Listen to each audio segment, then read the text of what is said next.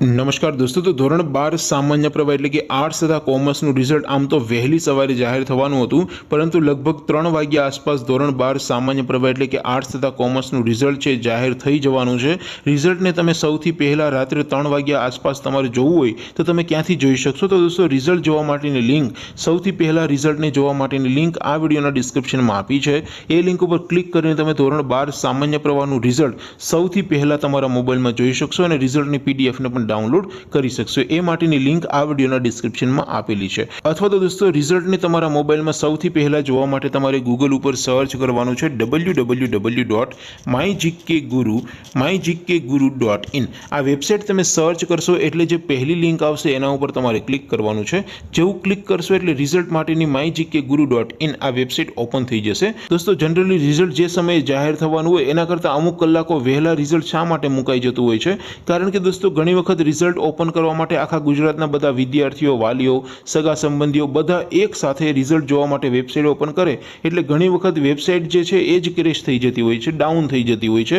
પછી દોસ્તો 2-3 કલાક સુધી વેબસાઇટ જ બંધ થઈ જાય છે। એટલા માટે દોસ્તો થોડાક કલાકો વહેલા રિઝલ્ટ મુકાઈ જાય, જેથી કરીને જે વિદ્યાર્થીઓ રિઝલ્ટ વહેલા જોઈ લેતા હોય એ પછી સવારે 8 વાગે અથવા તો 9 વાગે રિઝલ્ટ જોવા માટે વેબસાઇટ ન ઓપન કરે, જેથી કરીને જે ટ્રાફિક હોય એ વહેંચાઈ જાય। દોસ્તો તો આ વેબસાઇટ ઓપન થાય એમાં તમે થોડાક નીચે જશો તો ત્યાં તમને રિઝલ્ટ માટેના લીલા રંગના 3 બોક્સ જોવા મળશે।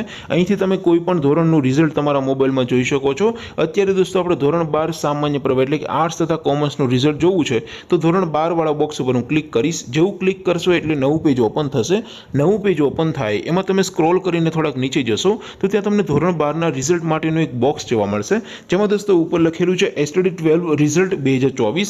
એની સામે રિઝલ્ટ લિંક 1, લિંક 2 અને લિંક 3 આપેલી છે। અહીંથી તમે કોઈ પણ એક લિંક ઉપર ક્લિક કરશો એટલે એન્ટર સીટ નંબર વાળો એક બોક્સ આવશે।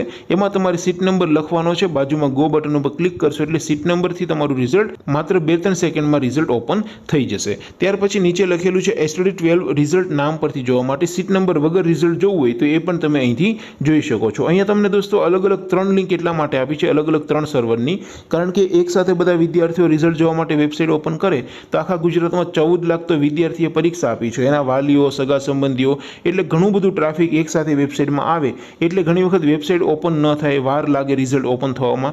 એટલે તમને અહીંયા અલગ અલગ 3 લિંક આપી છે એટલે રિઝલ્ટ તમે સૌથી પહેલા અને સરળતાથી તમે જોઈ શકો।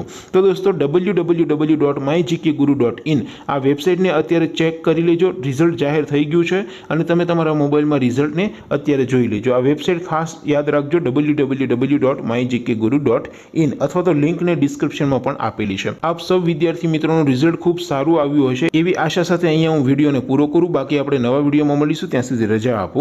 આવજો દોસ્તો, જય હિન્દ, વંદે માતરમ।